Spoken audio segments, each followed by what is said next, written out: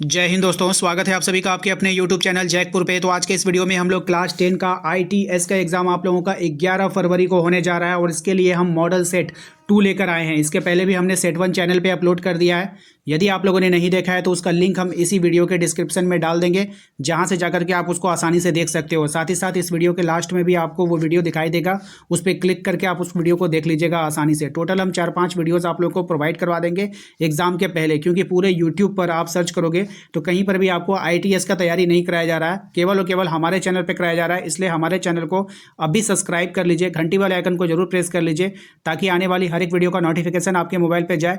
कभी कभी होता ही है कि वीडियो का नोटिफिकेशन नहीं जाता है, तो हम आपको जो है व्हाट्सएप ग्रुप में वीडियो प्रोवाइड करवा देते हैं। तो इसलिए आप लोग हमारे व्हाट्सएप ग्रुप को जरूर ज्वाइन कीजिएगा।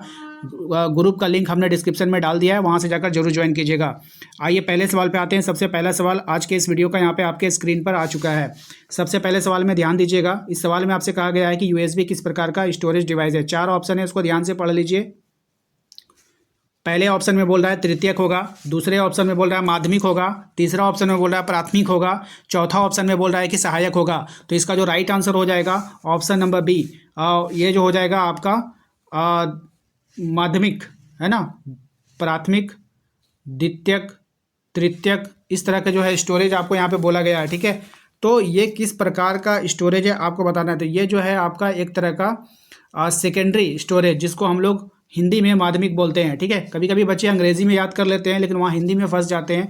तो ध्यान रखिएगा, ये जो USB है वो सेकेंडरी डिवाइस है, लेकिन यहाँ पर हिंदी में माध्यमिक आपको चुनना है, ठीक है, याद रखिएगा। अगले सवाल पे आते हैं। जैसे होता है ना कि आपका माध्यमिक बोर्ड कहलाता है इंटर 10 वाले का, और उसी को सेकेंडरी एग्जामिनेशन हम लोग लिखते हैं अंग्रेजी में। तो सेम यही प्रोसेस यहाँ पर भी होगा। दूसरा सवाल देखिए, यहाँ पर आपसे कहा गया है कि कंप्यूटर के द्वारा किया जाने वाला बुनियादी ऑपरेशन क्या है। तो कंप्यूटर द्वारा किया जाने वाला जो बुनियादी ऑपरेशन है, लॉजिकल ऑपरेशन, अंकगणितीय संचालन, भंडारण, रिश्तेदार, उपरोक्त में से सभी। तो इसका right answer option number C, ठीक है, अंकगणितीय संचालन, ठीक है। आइए अगले सवाल पे आते हैं। अगला सवाल है हमारा, एक्सेल वर्कबुक किसका संग्रह है। एक्सेल वर्कबुक जो होगा वो किसका संग्रह है आपको बतानी है। तो ये जो संग्रह होगा वर्कशीट का संग्रह होगा, है ना। ऑप्शन बी, ऑप्शन बी जो है यहाँ पे हो जाएगा वर्कशीट। क्या हो जाएगा बाबू, वर्कशीट का संग्रह हो जाएगा। याद रखिएगा, अच्छा सवाल है, एग्जाम में पूछा जाता है।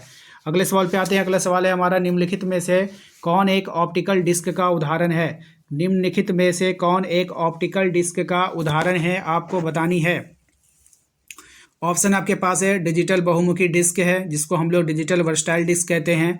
तो यही इसका राइट आंसर होगा। कभी कभी होता है कि आप लोग हिंदी वाले को रट नहीं पाते हो, तो आप लोग इंग्लिश वाले वर्ड को याद कर लोगे, ठीक है। इसी का इंग्लिश देखिए यहाँ पे लिखा गया है डिजिटल वर्सटाइल डिस्क, ठीक है। तो आप इंग्लिश में भी याद कर लो, अच्छा रहेगा आपके एग्जाम में, ठीक है। चलिए क्वेश्चन नंबर आते हैं 5 पे। कह रहा है निम्न में से कौन सा पेज ओरिएंटेशन का उदाहरण है। कौन पेज ओरिएंटेशन का उदाहरण है। लैंडस्केप होगा, सुपर स्क्रिप्ट होगा, सब्सक्रिप्ट होगा। तो यहाँ पे हो जाएगा लैंडस्केप, ऑप्शन नंबर ए इसका यहाँ पे करेक्ट आंसर हो जाएगा। आइए क्वेश्चन नंबर 6 पे आते हैं। क्वेश्चन नंबर 6 में आपसे कहा जा रहा है कि रिज्यूम बनाने के लिए निम्नलिखित में से किस सॉफ्टवेयर का उपयोग किया जाता है। तो रिज्यूम बनाने के लिए जो हम लोग सॉफ्टवेयर का उपयोग करते हैं वो कौन सा सॉफ्टवेयर होता है। तो वो होता है आपका MS वर्ड। कौन सा होता है, MS वर्ड होता है। ऑप्शन नंबर बी इसका यहाँ पे करेक्ट आंसर हो जाएगा। अगले सवाल पे आते हैं। क्वेश्चन नंबर 7 पे कहा जा रहा है कि MS वर्ड दस्तावेज में सभी टेक्स्ट का चयन करना है, यानी कि हमको ऑल टेक्स्ट को सिलेक्ट करना है। तो Ctrl+A का प्रयोग करेंगे। किसका प्रयोग करेंगे, Ctrl+A दाबेंगे तो हमारा जितना भी टेक्स्ट होगा वो क्या हो जाएगा, सिलेक्ट हो जाएगा। आइए अगले सवाल पे आते हैं। क्वेश्चन नंबर 8 में कह रहा है आपसे कि कंप्यूटर के प्रोसेसर में निम्नलिखित भाग होते हैं। तो कंप्यूटर का जो प्रोसेसर होता है उसमें कौन कौन से भाग होते हैं आपको बतानी है। तो देखिए इसका जो मुख्य भाग होता है CPU और मुख्य मेमोरी होता है, ठीक है। यहाँ पे ऑप्शन नंबर ए इसका यहाँ पे करेक्ट आंसर हो जाएगा। आइए अगले सवाल पे आते हैं। अगला सवाल है हमारा कि एक कंप्यूटर में होता है, एक कंप्यूटर में क्या होता है आपको बतानी है। तो एक कंप्यूटर में मदरबोर्ड, केंद्रीय प्रसंस्करण इकाई, हार्ड डिस्क ड्राइव, तो उपरोक्त में से सभी, यानी कि ऑप्शन नंबर डी इसका यहाँ पे करेक्ट आंसर हो जाएगा। आइए क्वेश्चन नंबर 10 पे आइए। मर्ज सेल विकल्प को किससे लागू किया जा सकता है। तो मर्ज सेल विकल्प को जो लागू कर सकते हैं हम लोग, बोथ कर लीजिए, ऑप्शन ए और बी दोनों हो जाएगा, ठीक है, यानी ऑप्शन सी हो जाएगा। क्वेश्चन नंबर आते हैं 11 पे। क्वेश्चन नंबर 11 में बोल रहा है MS एक्सेल की डैश के लिए जाना जाता है।